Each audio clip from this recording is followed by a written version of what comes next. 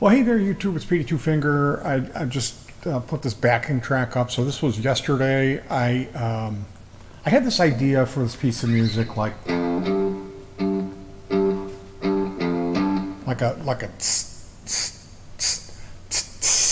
on the hi hat, and then like the bass guitar would come in, and then after 8 of those on the bass, it would do like a.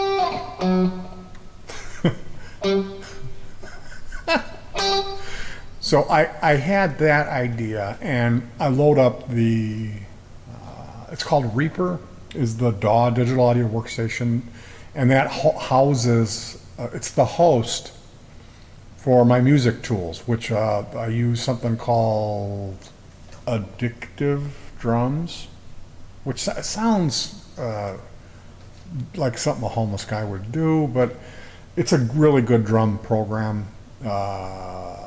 For me, because it pretty much just drag and drop. You audition a bunch of drum patterns and find something that works with your idea. That's how I put the drum tracks together, and the more time you spend on it, the better effect you'll get. But although sometimes the songs, what serves the song really well is just a simple beat.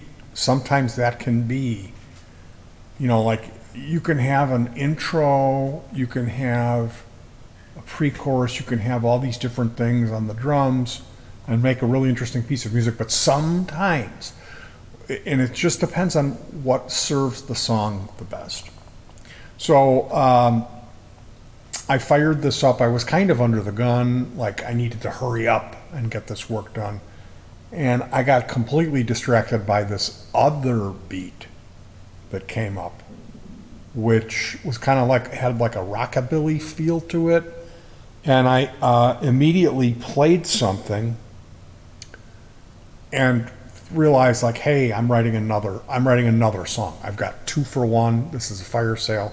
So the first song is called Last Laugh. I used a guy laughing sound effect in it, and that's why it's called that. The original song I had went to work on, I still haven't got back to that. I did throw some drums at it, which, as I had mentioned, in service to that piece of music, it sounds best with nothing else, just the drum, the bass guitar, and the 6-string. So that's called Baby Duck. For no reason than they're cute. And Baby Duck, I need to, I got going and I started doing like some single note playing, or some people call that lead. I'm not really a lead guitar player. I prefer to say single note playing. It's more derogatory. It takes any hint that there might be anything good happening that I'm responsible for. I've always got to be negative, and that I don't have any talent or anything desirable, that I'm bad and evil. But that's just the way it is. And that particular piece of song, like, it needs another third added to it. Other than that, I think it's good. The cymbals were too loud. So I need to get over there and work on that. But this is a look into the creative process of how things work here. This particular piece has some weird stuff going on in the sequence. One of the things, I had another piece of music called Special Fred. And Special Fred had some keyboards in it. And when I opened up my Reaper, the Special Fred file opened up. The last file that you saved is always the one that will open. And what I did, rather than go file new and start fresh, I already had everything laid out. See, loading up the individual elements such as the drum software, keyboard software, and especially I'm in a point at my musical life right now where I'm using the same stuff. I'm using the same drums, I'm using the same synth. So because I was trying to hurry up, I just deleted all of the actual music tracks, but I left the layout there, the tracks themselves, with the software and the processing loaded. So if the keyboard had an echo on it, and that brings me to a point, I've been using Sound Toys is the name of the brand that makes this particular suite of plugins, Sound Toys, and the Echo Boy is a great delay or echo, and it does this long looping delays, long delays that are filtered. They sound old-timey. They've just got character, you know. There's cool filtering on it. And I've gotten to know the Sound Toys plugins. I can get around on them quickly and get, like if I need a phaser on my cymbals, I can go in there reasonably quickly, get a really good approximation of like the Led Zeppelin stuff. You know, that were they putting a phaser on the overhead mics maybe? That being said, Sound Toys is, you do need to have the tempo. You need to set the tempo up on your DAW and type that into where it says tempo. You need to have that number typed in there and have it matched. Like typically the drum tempo will be one thing when you're in the drum software. It'll say, this is 178, but your DAW might read 100. So when you drop that in there, it's slowing it down to 100. You need to put the correct tempo in. So yeah, once the tempo is typed in that slot that says tempo, your echoes will sync up to the beats of the music, which is really cool.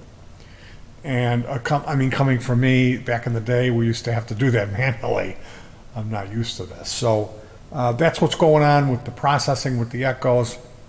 I had taken a chunk of the drums and dropped them down just because I was editing and I just wanted to move them for a second. And when I dropped them down, I dropped them into a lane or a track that had a synth. And the drums started playing this, like you couldn't play that fast. You would have to be playing the keyboard with two fingers. It was almost like a vibration. And it sounded cool. So I ended up removing the other drum accents, like the crash cymbal. I had to go in and manually edit that MIDI file and remove additional drum parts that didn't fit with it, and then move some stuff around to get it all in the key of C. So I have a low C and maybe a higher C, and they're pulsating. And I run that through that Sound Toys into a delay that is a long delay with positive feedback, which meaning after that part stops, this echo continues to repeat itself, but it's kind of transforming itself into a completely different sound. So there we have two parts in the song. One part where that vibration is going on, then when it lets up and the echo begins to transform. So in those two different parts, I use two different sets of instrumentation. And that's reflected in the guitar arrangement. I play on a high voicing, high position, and then I go lower. And alternate that throughout the piece. So it's really, this is basic stuff. Like for the piano, there's two tracks of piano with two different delays. One is kind of like a ding, ding, ding, ding, ding, ding. And the other one is a dung, dung, dung, repeating on the one and also echoing positive feedback. So that becomes something else. When that track lets up, it continues to go on for a while and change. And it'll go on forever in oscillation feedback until that piano part comes in again. So panning those right and left gives you a really neat, like Pink Floyd, like this is what I grew up on. Hearing this stuff, it all sounds familiar because delays that are set in succinct, like longer delays that are set succinct in the tempo of the main piece with the drummer is exactly what Pink Floyd was doing on a lot of these recordings. There was echoing going on, and it was in time with the beat. Like if you listen to like Another Brick in the Wall Part 1, there's like echoes going on the guitar. It's all stuff that's familiar, and me being able to overdo that, take it from subtle. Now mind you, I'm doing stuff like taking the mix knob and dropping it down from set in the middle, 50-50, down to like much more like a quarter or a third. But that's enough of me yakking about the sequence. Should I play you the guitar part? I put this up as a backing track for you to be able to play it. Now I'm going to have to try to figure out how to sync this up.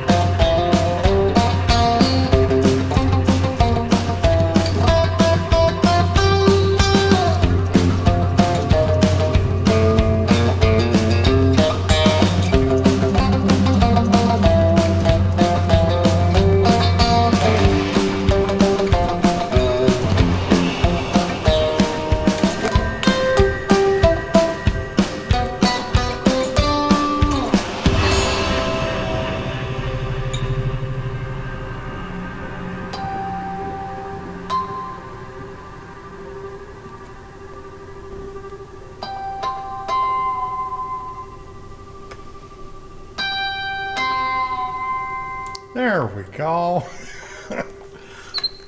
So, you get the idea. Oh. I thought that would be an interesting little exercise. Hopefully it went as it planned, which would be you would find this video, pick up your guitar and play along with the backing track, and then listen to me talk for 4 hours, and then see how my approach, being missing 2 fingers, and how does that differ from a traditional, normal, perfectly healthy,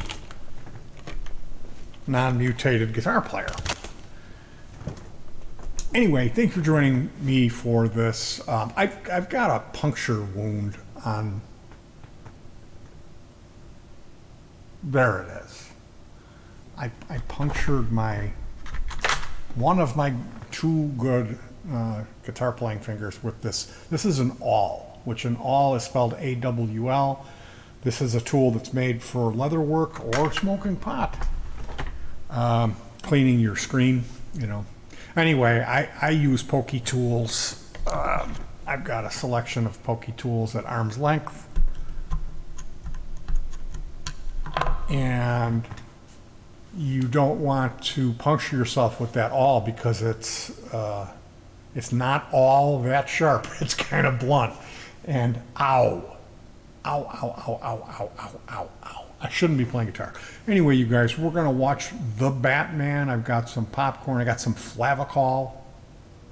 So I'm in luck. Gopti's going to whip that up. We got a Hoken with this, which is a smoked pork.